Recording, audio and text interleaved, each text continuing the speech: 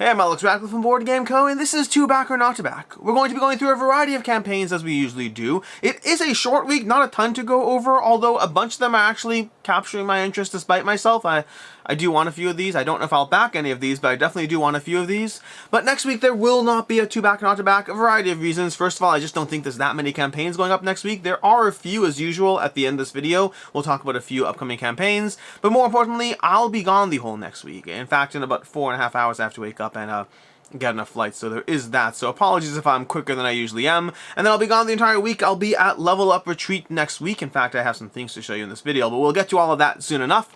But that's basically the kind of the short version of everything going on. So we have To Back Not to Back this week. Next week, not so much. And with that, let's go ahead and dive into it, starting off with the usual suspects, which is the Cult of the Now. The Cult of the Now is a segment where we take a look at currently available game. Instead of waiting on crowdfunding, instead of waiting for the future, as much fun as crowdfunding is, and as much as I'm going to show you today a bunch of campaigns that do look very interesting, sometimes they're waiting a year and a half. You have to do it with less reviews, a bunch of previews, a bunch of gameplays, but no actual opinions. And you know, in the year and a half part, did I mention that part? I'm paying very expensive prices for premium components, but if you just want to get things that are more reasonably priced, that are available now, that there are reviews for, we have Cult of the Now over here, the art project coming from the OP games, the OP games. This is going to be a cooperative game as players try to basically utilize their resources to, across 6 different maps, try to basically recover all these various art projects bit by bit as the enemy agents get more and more powerful, and as you hopefully ramp up in at least keeping pace and accelerating past this so you can actually win the art project. Bunch of opinions and reviews out now, you can check that out.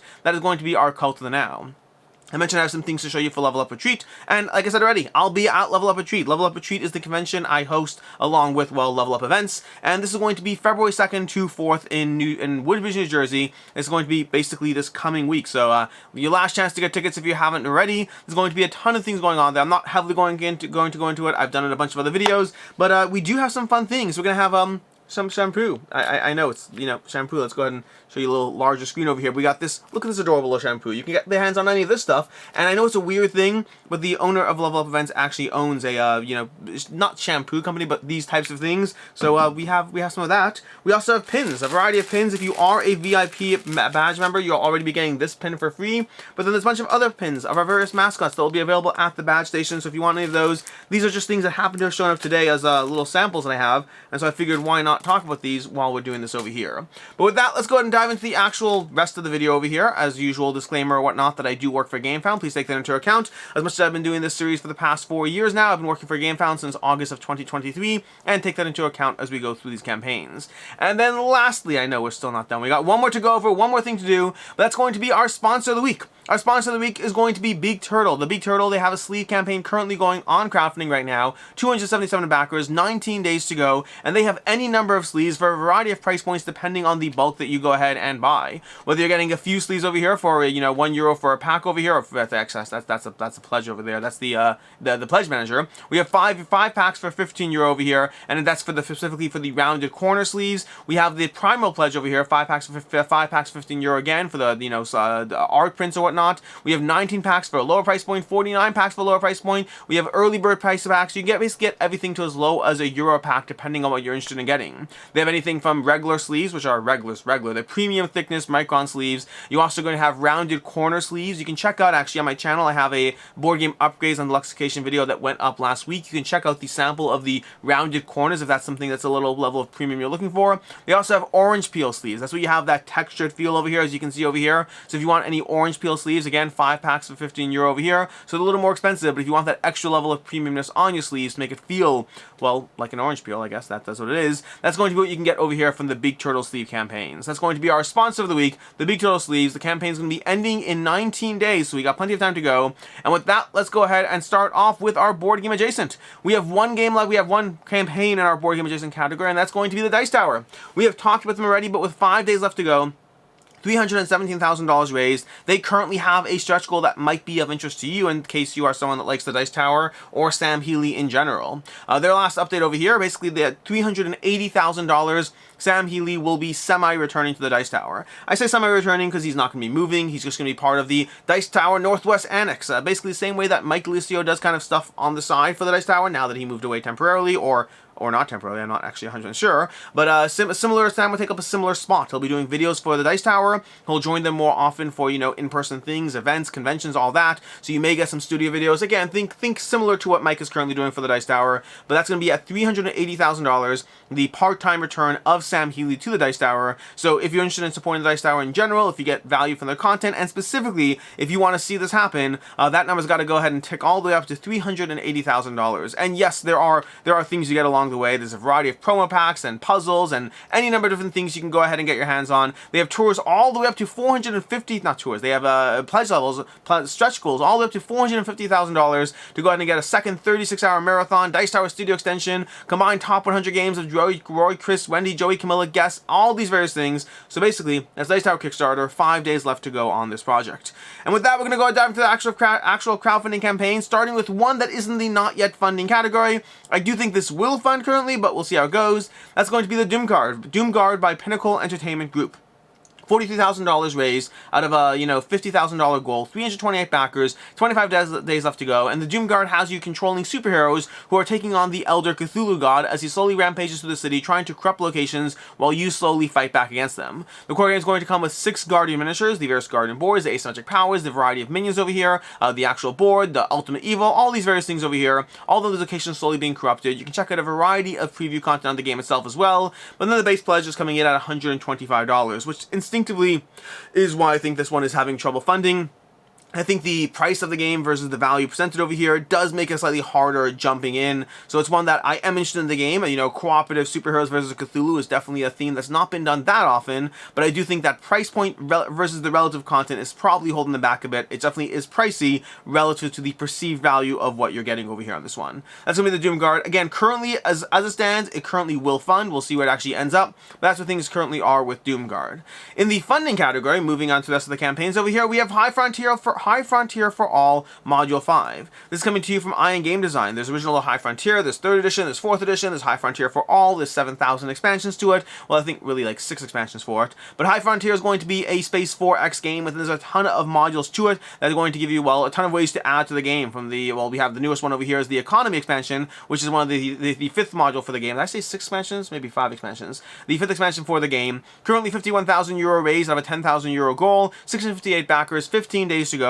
This is basically bringing you High Frontier for All, but as well with, more content for the game experience and that new expansion. There's a variety of pledge levels over here if you want to get your hands on this one. There is, if you scroll down over here, we have the High Frontier for All In for €199. That's the All In, but there is a more expensive pledge level. We'll get to that shortly. We have the Economy expansion for €24, the High Frontier for All Kit Me Up kit or for €99, the Interstellar Journey for $119, and then the all-known High Frontier universe for €319. This gives you everything, including adjacent games, upgrade kits, expansions, all the various things you can possibly imagine. If you want this the base game, the all-in basic pledge over here, basic pledge. We're gonna have the High Frontier for all the expansions over here, the core game, the modules, all these things over here. So 6 was including the base game. That's why I was thinking 6. So that's not 2 by 3, and I just went to 6. But that's including the base game over here for High Frontier for All. You could go ahead and get individual things as well. So if you just want that base game, that's not a specific pledge level here. We have the High Frontier for All base game for €99, the various expansions, all of that. As far as should you back it, should you not, will it hold its value? Short version is on the secondhand market, not as much. If you look at the various sales on this game, generally people are getting in that €100 range back for it, but usually they're doing so on the base game plus an expansion or two.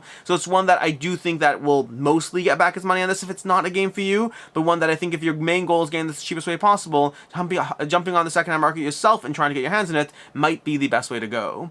Then we have Earthborne Rangers over here. Earthborne Rangers, which is currently the newest hotness over here. This is going to be bringing you, gameplay that's being compared to Marvel Champions, to Arkham Horror the card game, to Zelda in a board game form, The Legend of Zelda in a board game form. This is coming to you from Earthborne Games, and this is bringing you $539,000 raised, 3,300 backers, 16 days left to go. This is Earthborne Rangers, the second printing, and it also has an expansion included. It's actually a little convoluted. There's 2 expansions, one that's not yet out, but that you could have backed in the... We'll get to it all. We'll get to it all in a second. But Earthborne Rangers, this is basically the world is yours to explore. Tread the path, explore around. You're going to be dealing with cards and engaging with the cards. Over here we have from Cole Rurley, Earthborne Rangers feels like it breaks genuinely new ground in open world tabletop games. The result is something that feels like a card-driven adaptation of The Legend of Zelda Breath of the Wild. I try to slow down when I'm doing someone else's quotes so I don't sound like I'm really just going crazy. Anyways, over here, the overall testimonials for this game, the reviews for this game have been incredibly positive. I was at PAX Unplugged, and this was easily the game that the most people said like was their favorite game at the conventions, that they were most hyped about. I believe it has sold out as far as I can see. It's mostly been sold out. You can try to hunt down copy in the secondhand market right now, but Earthborne Rangers, a lot of people are liking this one. Lots of action economy, token economy, as you try to navigate the world, make choices, make decisions. You can build your deck based on what you need to deal with, but also the world will have a lot of variety of options for you, so there's usually a pathway forward. Again, a lot of comparisons to Arkham Horror, the card game, while very much being its own entity over here. It is on the expensive side. Part of that is the game, part of that is the way they are sustainably producing this one. That was a big priority for them in the original campaign, and to be frank, part of me was a little dismissive in the original campaign, not of the idea of trying to be as sustainable as they have been, like they're going next level sustainability, but rather the fact that I usually look at it as instinctively, I'm always like, well, you know, are you focusing on making a great game? Or are you making a sustainable product? What's your main goal? And usually people who are heavily focusing on sustainability first as their core mission statement, it almost feels like, tell me more about the game, not why you're so sustainable. And so there's a degree of dismissiveness that I had towards the original game when this came out, but the amount of hype and buzz around it, hey, I mean, if you want to make the game sustainable, by all means, I just want a good game, and it does sound like this is a good game by all accounts. I have not played it yet. I hope to play it at some point, but not yet, not play this one yet. We have the $205 gameplay all in. That's going to give you the original game, all expansions, the campaign expansion, which is from the original campaign, but not yet delivered, I believe. We have the new content over here, the Stewards of the Valley. It's going to be giving you another faction to play off of over here. We have a bunch of things to go through. Let's see if we can say what all the things over here in this new expansion. We have over here the Stewards of the Valley expansion, bringing you 200 new cards, a new specialty, the Spirit Speaker, a new background of Tail Spinner, and new options for core game sets over here. So it's going to give you a ton more cards over here. We have the core game Ranger and card doubler. This is basically giving you more cards, so if you want to deck build around different things, you have more options. You don't need it, but it is one of those nice things to have. We have the Moments of the Path deck expansion as well. That's going to be all the various content. And speaking of content and pledges, we have the Earthborne Rangers core game pledge for $80 over here. We have the Turning Backers pledge, which is going to give you all the new content for the game. We have the expansions only pledge, so if you got the base game at retail, if you just got the base game in the original campaign, if you want all the expansions both from this campaign and the prior one, that's going to give you the expansions only pledge for $100, and the gameplay all in for $205. And then of course there's more things to get over here. We have deluxe tokens, deluxe wooden tokens, the card doublers, we have Ranger Series minis over here, we have miniatures, playmats, all these various things. So there are ways to spend well over $200 in this campaign if you want to. That's going to be Earthborne Rangers. And again, check out the various reviews, testimonials, all those things, both on this campaign and not. I always encourage you to check out non-campaign based content. If you only look at the things that are on the campaign page, almost always you are inherently being shown the things that are the most positive around that game. Versus if you hunt around on the YouTubes, on the podcasts, on the BGG vlog posts and reviews and all those, then you're seeing a full sample, and the full sample of opinions around Earthborne Rangers is still abundantly positive.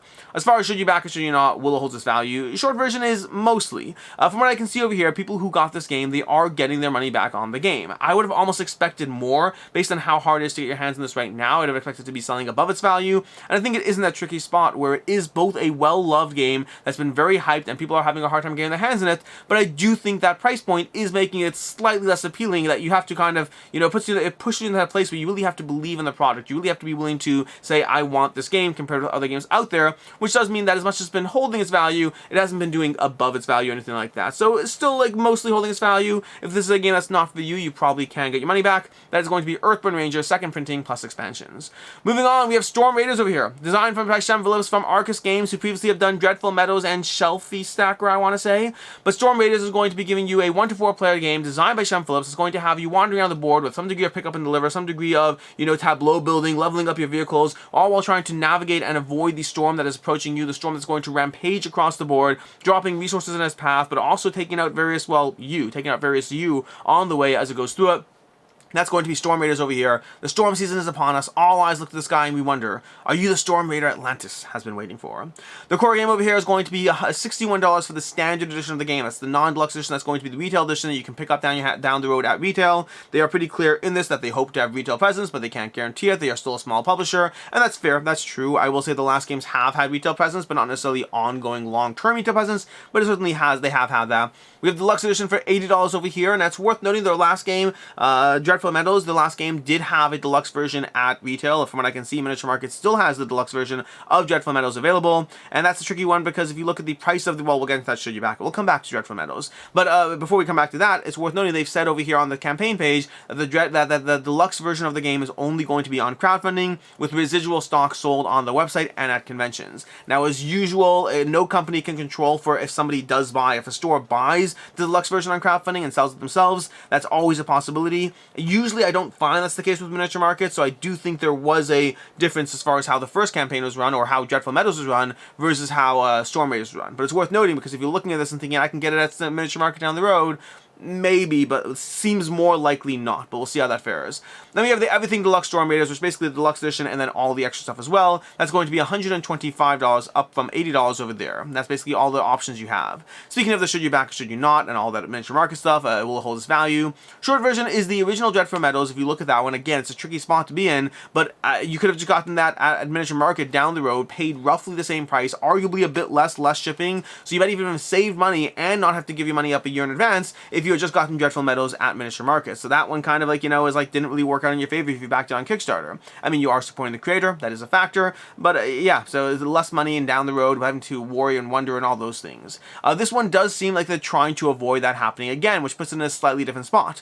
Nonetheless, I am still skeptical that it'll overall hold its value. Again, these games in general, it usually more and more nowadays, crowdfunding is a little harder. Come out with the fact that the BGG marketplace isn't what it used to be and the secondhand market has shifted a bit. It just means that in general, usually it's harder and harder for games to overall hold the value. More often than not, you're going to be hearing me say, nope, not really, nope, not really, to most things, and that's true here as well. I think you'll get most of your money back in this one, but I think if you're hoping this one will definitely hold its value, just based on how Shelfie Stacker and Dreadful Meadows have done the secondhand market, I'm skeptical that it will hold its value. Moving on, we have Tokyo Highway Rainbow City. This is going to be the new expansion to Tokyo Highway, as well as base game availability from the game that came out in 2016, which is so bizarre, by the way, because 2016, like, I remember when Tokyo Highway came out, and now it's 8 years later. It's 8 years later. It's so 2016 doesn't feel like 8 years later. When I hear 2016, I'm like, oh, that was 4 years ago. No, it was 8 years ago. It's insane sometimes.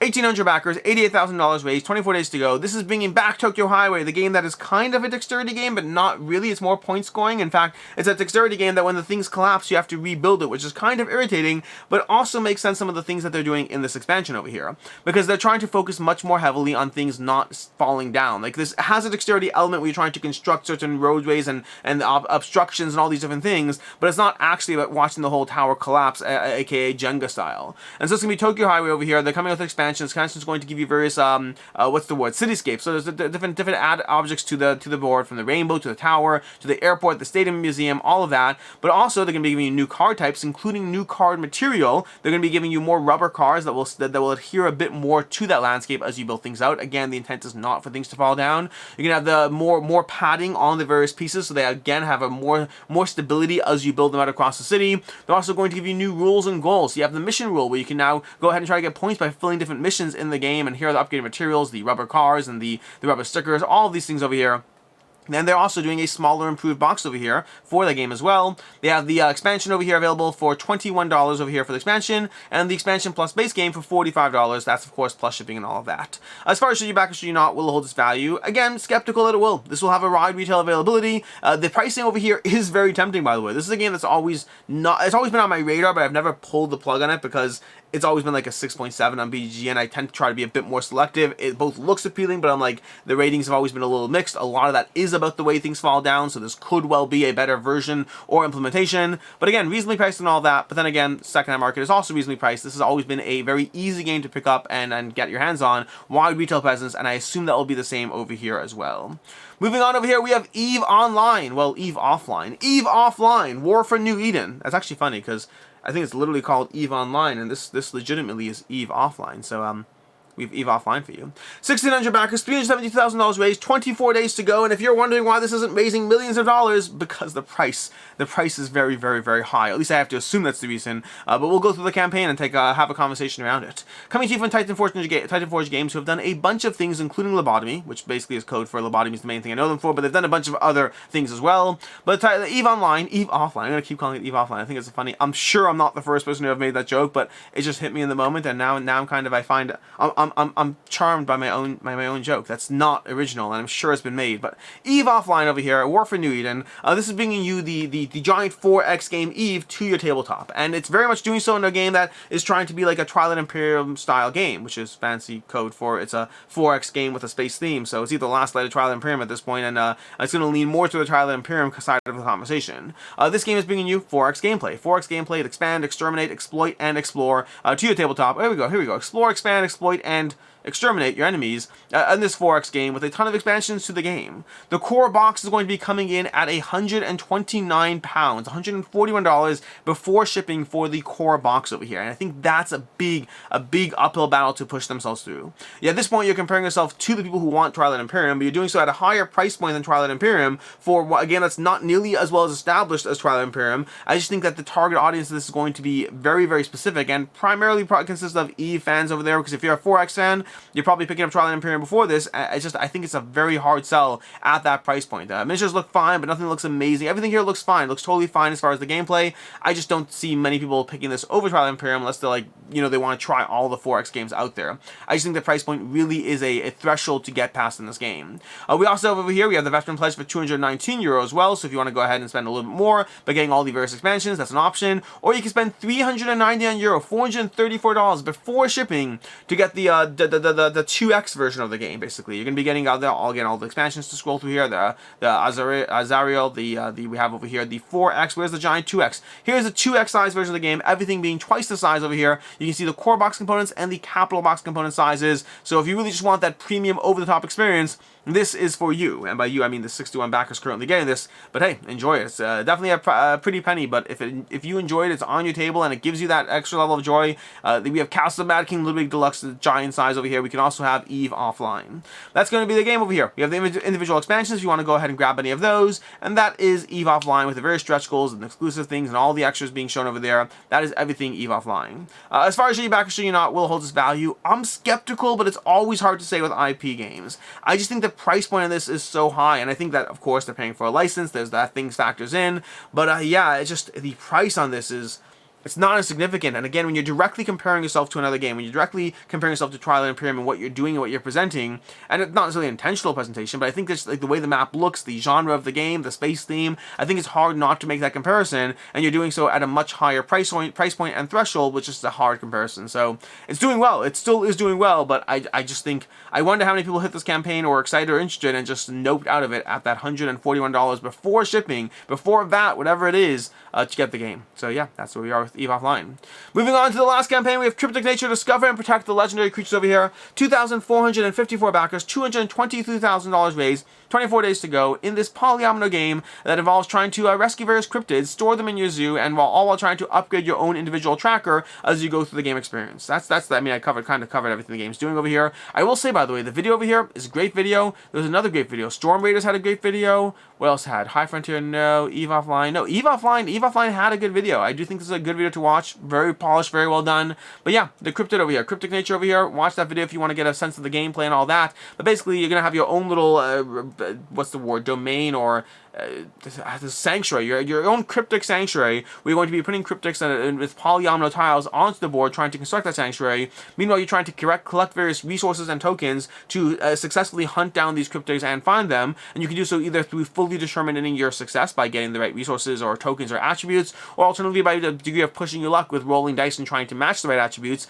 all while trying to upgrade your own individual personal boards with all the abilities you have as a player. That's basically the core idea of what's going on over here. There's a bunch of expansions being mixed in as well, so there are expansions. Disclaimer, Board Game Co. has done paid content for this game. Please take that into account. And, that's basically the game. Before you get into the expansions and, the individual other aspects past that, there's a magnetic board, so the tiles are going to clip down nicely, a nice little premium feel for you. What's in the box? The gorgeous game board, the beautiful cryptids, the cryptozoologist, the player boards, all of these things over here as far as the game goes. And the Kickstarter exclusive expansion over here, this is going to be Kickstarter exclusive, or at least they say. The Pathfinder over here will be included in every copy of Cryptic Nature, containing 4 player board extensions and 24 Pathfinder tokens, giving you a little extra little mini puzzle for you as you play through the game. The game past that, what else do we have over here? We have the tokens, the components, the how to plays, all of those things. Some video content, you can check out all of that.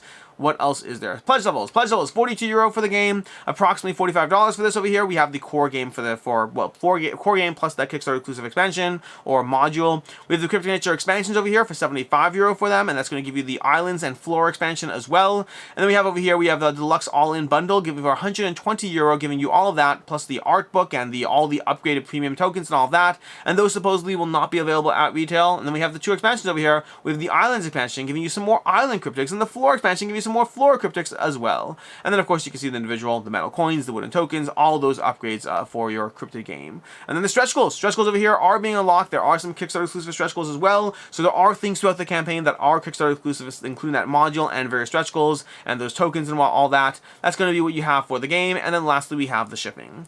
As far as should you back it, should you not, will it hold its value? I'm skeptical it will, even though there is Kickstarter exclusive content for the game. The campaign, to be clear, is doing well. We're currently at $222,000 raised.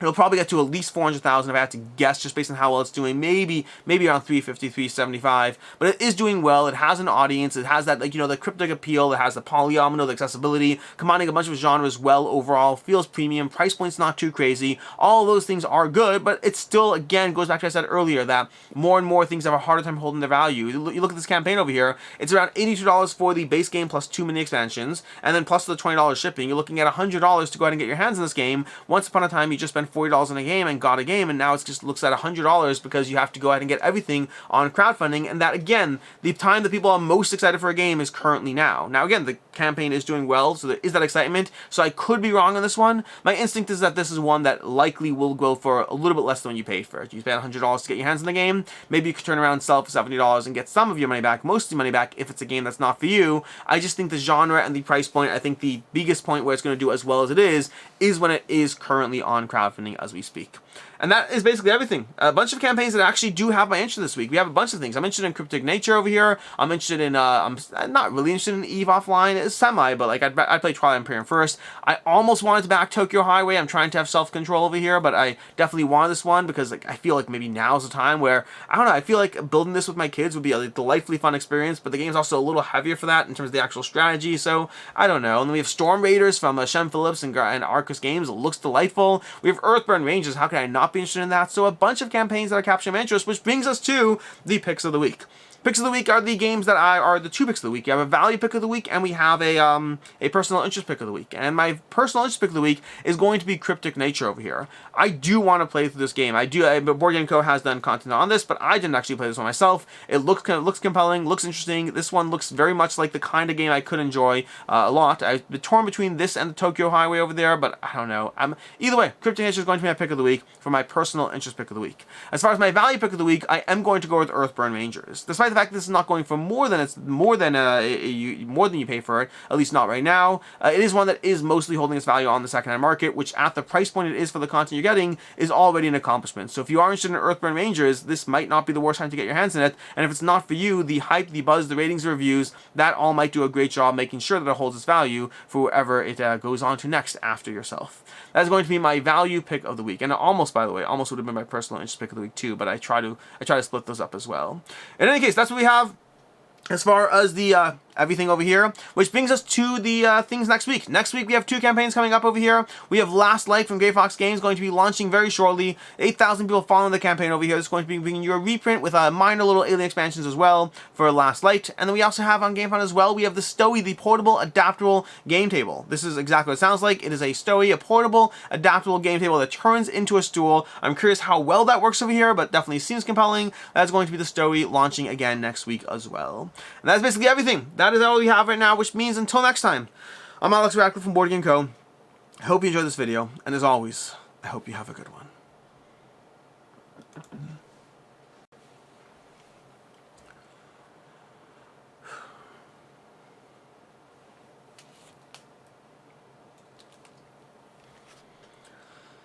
A new airplane has recently been developed that simply cannot crash. The whole entire thing is made from rubber polymers. It'll just bounce instead of crashing. The craft was invented by Boeing.